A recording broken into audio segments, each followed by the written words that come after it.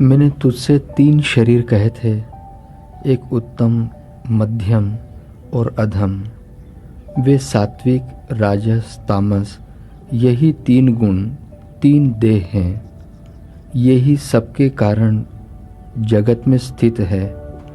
जब तामसी संकल्प से मिलता है तब नीच रूप पाप चेष्टा कर्म करके महाकृपणता को प्राप्त होता है और मृतक तामसी स्वभाव होता है पड़ा रहना, उद्दंडता, तो बुद्धि नीच हो जाती है, करा करा खो देते हैं। राजसी होता है तो यहाँ के और वहाँ के भोग में भटकता है, और सात्विक होता है तो दिव्यता आती। और फिर सात्विकता से भी पार बुद्धि छलांग मारती गुरु कृपा से। गुणातीत कठिन नहीं है, लेकिन उसकी तड़फ, उसकी प्यास हल्की बुद्धि में नहीं होती। हल्के कर्म करने वाले में, कपट करने वाले में, राग द्वेष करने वाले में, पक्षपात करने वाले में उस बुद्धि का प्रकाश नहीं होता जो ईश्वर को चाहे।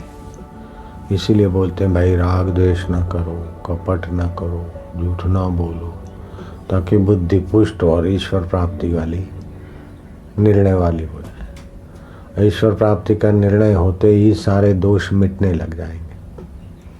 और ईश्वर को छोड़कर दुनिया को पाने की मति बनेगी तो कितने भी साफ सुथरे हो, फिर भी कोई पट दोष आ ही जाएंगे, दुख आ ही जाएंगे।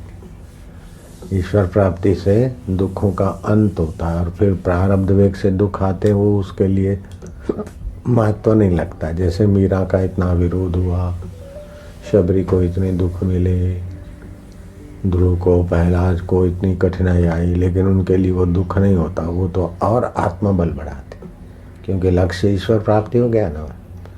तो लक्ष्य ईश्वर प्राप्ति, सारे दुख बल बढ़ाने वाले हो जाते और सारे सुख सेवा के साधन बन जाते।